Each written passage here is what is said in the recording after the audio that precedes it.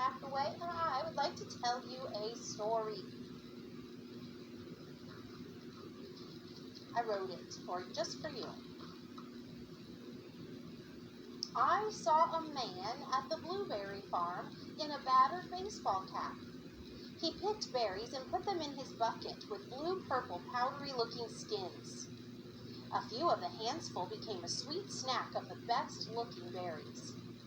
I wonder if the man will ever again visit the farm in the baseball cap. Did you notice anything out of the ordinary or odd about the story that I told you, students watching? What did you notice, Shania? You used the word "be" a lot. Okay. What did you notice? Purple powdered skins. Well, blueberries do have kind of a bluish purple powdery looking skin when they're ripe and ready. Marissa? The farm was in the baseball cap. According to the sentence that I gave, the last sentence, it says, I wonder if the man will ever again visit the farm in the baseball cap. Marissa, that was good noticing. We know that our adjective phrases describe the noun right before them. Listen to my sentences again in my story, and you might find a misplaced adjective phrase in every one of my sentences. I saw a man at the blueberry farm in a battered baseball cap. Could you tell what phrase was out of place this time, Brooke? What was it? In a battered baseball cap. Yes, in that sentence, in a battered baseball cap also is describing farm. He picked berries and put them in his bucket with blue-purple powdery-looking skins. Find a misplaced phrase, Mella? With blue-purple powdery-looking. It was a big prepositional phrase. You found it in my sentence. It describes bucket. But the bucket doesn't have blue-purple powdery skin. It's the berries. We've got a misplaced adjective phrase. A few of the hands full became a sweet snack of the best-looking berries. What phrase do you suppose Theron was out of order? Of the best-looking berries. In that sentence, it's describing snack, and that maybe is not too hard to understand. It really should be describing hands full. My last sentence, students watching, you've heard this one a couple of times now. You can pick out that misplaced phrase. I wonder if the man will ever again visit the farm in the baseball cap. Did you find that misplaced phrase in the baseball cap? What was it describing in that sentence? Students here? It should have been describing man instead. Do you know the placement of our adjectives, including adjective phrases, is very important. Let's take some time today to talk about the placement of your adjectives and the placement of adjective phrases. Think with me here about this sentence. Read it for me. Ryan? A man from England wrote a book about a missionary. I've got a prepositional phrase highlighted for you from England. What word is it describing, Tegan? Man. Wait a minute. Does that make sense? Are there men from England? Oh, yes, there are. This is a sensible sentence. Take a look at how I can change the meaning of the sentence by changing the placement of that phrase. Catherine, read it this time. A man wrote a book from England about a missionary. This time, what is about from England describing? Tell me. Book. Are there books printed in England? Yes, so again, we have a sensible sentence. Read this sample, Ethan. A man wrote a book about a missionary from England. From England this time is describing Missionary. Does that make sense? Sure, there are missionaries from England, so you can see here how the placement of our adjective phrase can completely change the meaning of the sentence. Our placement of our adjectives then helps our readers to understand exactly what we mean. We could lead to some confusion with a misplaced adjective phrase. We might even make some sentences that are pretty silly with misplaced adjective phrases. Here's what I want you to know about one-word adjectives. One-word adjectives should be close to the words they modify. Take a look at this sentence with some misplaced adjectives. Porter, read it for us. A barn stood by the farmhouse, large and green. Now, according to the rule that says that we put our adjectives close to the words they modify, what is being described as large and red? Boys? Farmhouse. Now, if you think about it, most of the time when you see pictures of a farm, I've never lived on a farm, but I've sure seen plenty of pictures. It's not the farmhouse that's red. What's usually large and red on the farm? Tell me.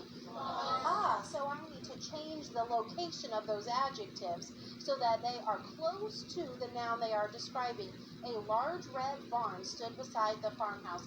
Makes much more sense then to get across my meaning than that first sentence. Your one-word adjectives should be close to the words they describe. What about those adjective phrases, though? You and I have already discussed this. We even took a whole quiz about this a few lessons ago, that adjective phrases should come immediately after the words they modify. Just immediately after.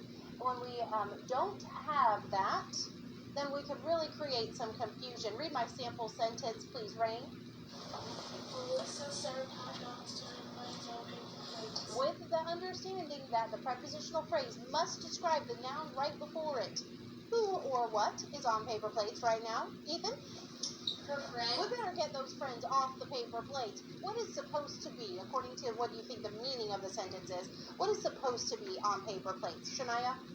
Hot dogs. So if we reworded the sentence just a little bit and moved that adjective phrase, now we have a sensible sentence with nothing confusing. Or, I tell you, some of these sentences you'll enjoy today, you just have to get a mental picture of what the sentence is actually saying, and you might get yourself a little bit of a chuckle. Here's one. We saw the boy riding his bicycle with cowboy boots. Did you picture a bicycle with cowboy boots?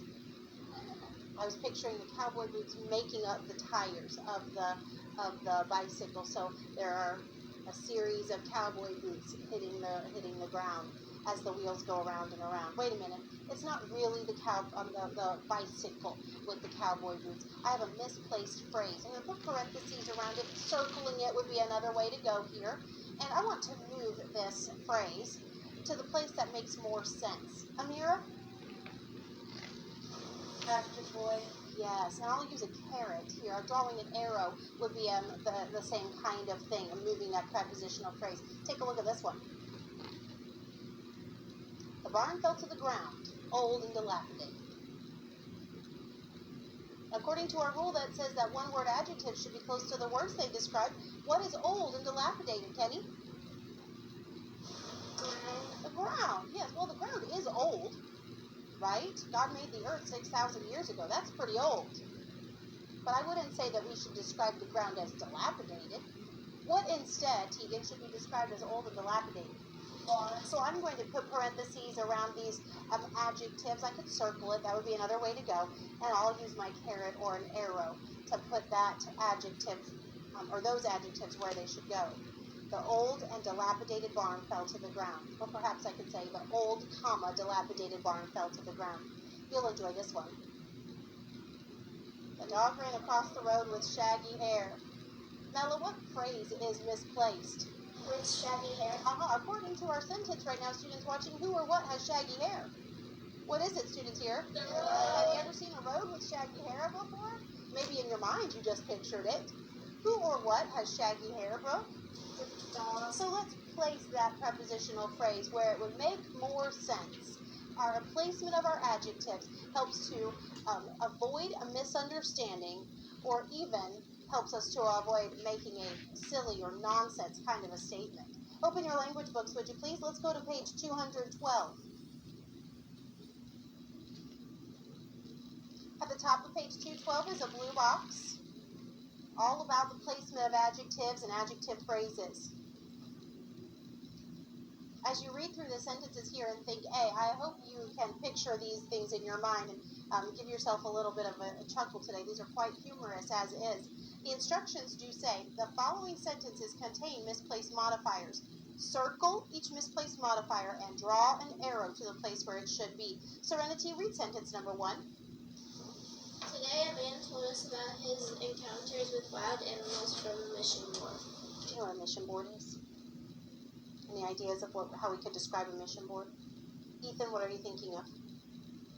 It's a group of people who they decide, that somebody wants to be a missionary here, and then they'll help raise support for them, and they'll help them if they get in trouble, that they will be able to be there to help them. They do help them with things like paperwork for going into a different country.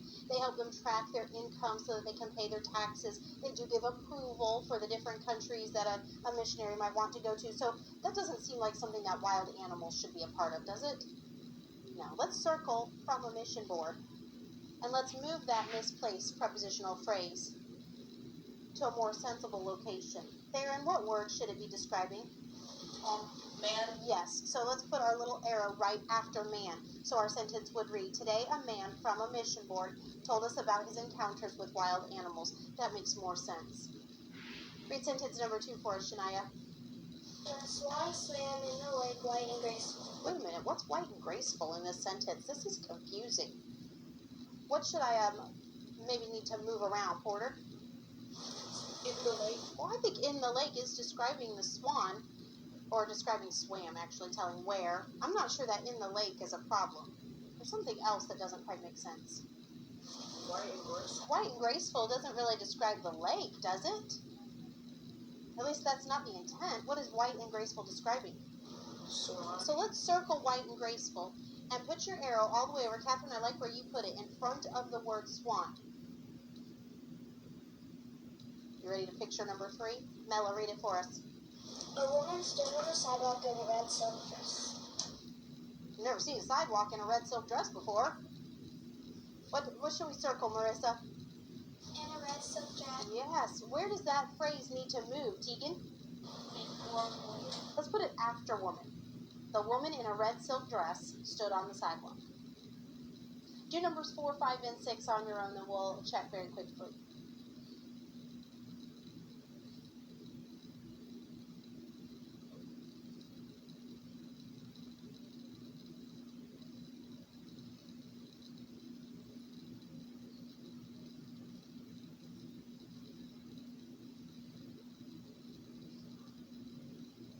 Number 5 is the trickiest of the 3 that I've asked you to work on.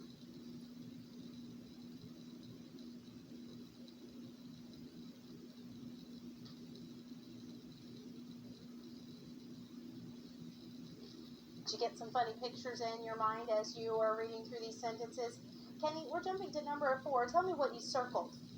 With false teeth. Oh, you mean it's not the cars that have false teeth? What has false teeth? The man. Yes, the man with false teeth. That makes more sense. Alia, what should we circle in number 5, the tough one? With a 10-gallon hat on his head. I would circle both of those prepositional phrases. If you use one circle or 2 circles, either way would be fine. Where should we move it, Alia? In front of cowboy. After cowboy. A cowboy with a 10-gallon hat on his head. Not the stallion wearing the hat. The cowboy wears the hat. How about number 6, Jalen? The question is on the chalkboard. The student. Oh, the students aren't on the chalkboard. The questions are on the chalkboard. Now I get it. When I read that sentence at first, all I thought of was, the chalkboard. That's where we stick the kids who are being bad. Up you go. That's it for you. Jumping on down to right B. Write a sentence containing an adjective phrase. Make sure to place your phrase correctly. Quickly write your good sentence.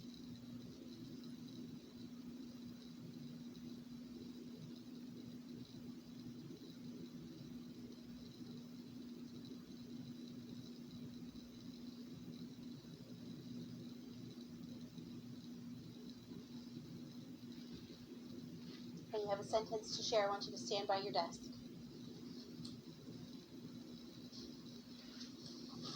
Alia, let's hear yours.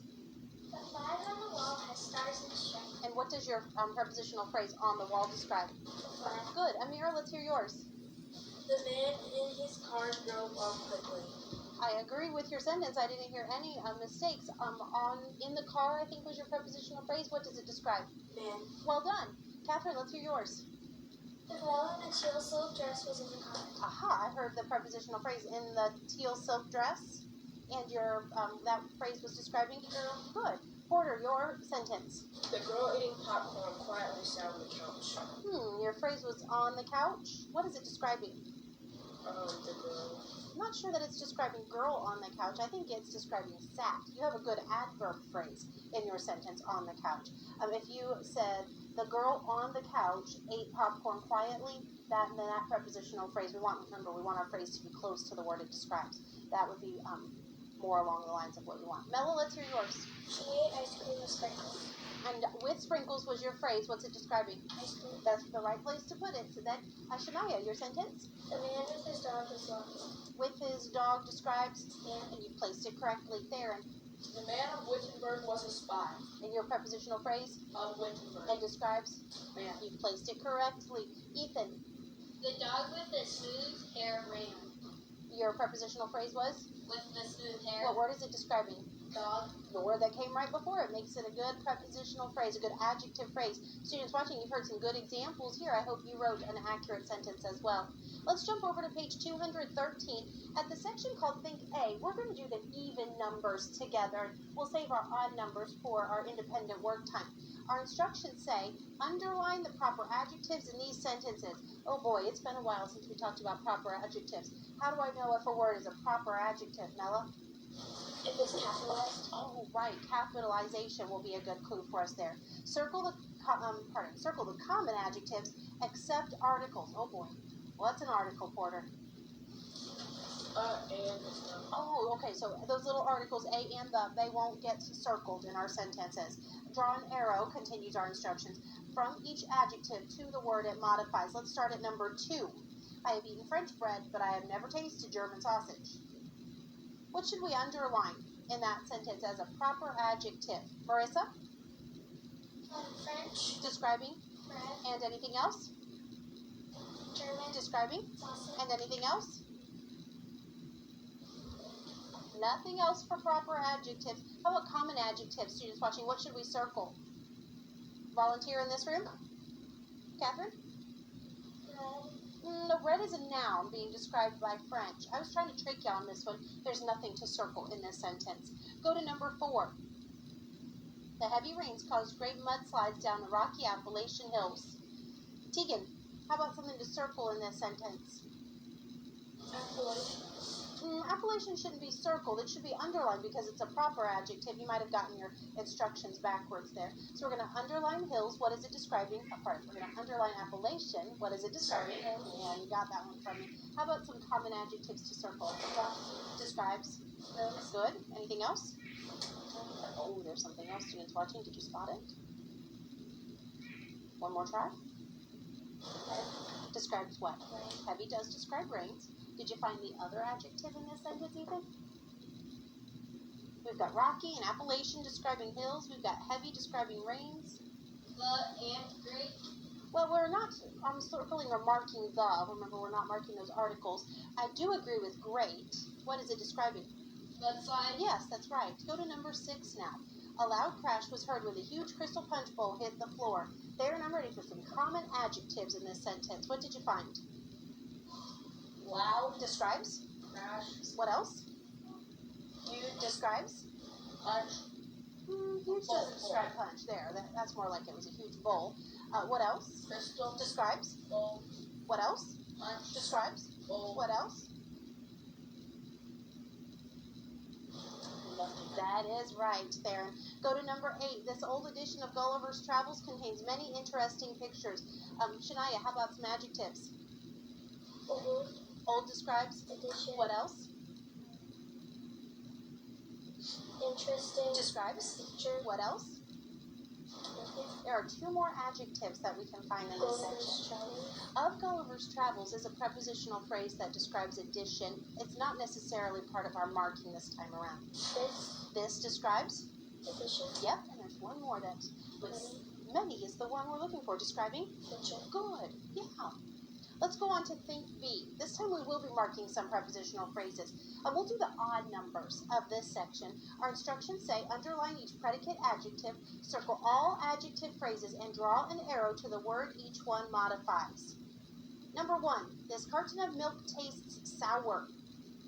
What prepositional phrase can I circle, Ryan? old, And what word is it describing? important, Good. Students watching, what about the predicate adjective there? Brooke, what did you find? sour, That's correct. Go to number 3. The President of the United States should be a man of conviction. Amira, what can we circle? of the United States, What word is it describing? president, Yes, and there's another prepositional phrase there. Jalen? Of conviction. Describing? And You're correct. Go to number 5. The mayor of our city was happy to hear the results of the election. Students watching, what about an adjective phrase there? Alia, what did you find?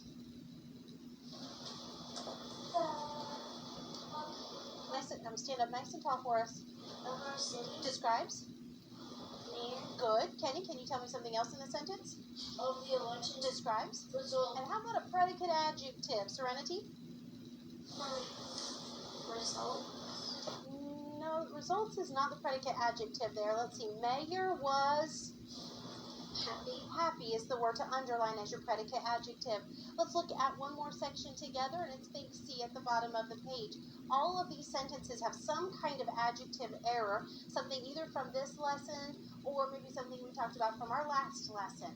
We're going to cross out incorrect adjectives and write correct adjectives in, or circle misplaced modifiers and use carets to help place them where they should be.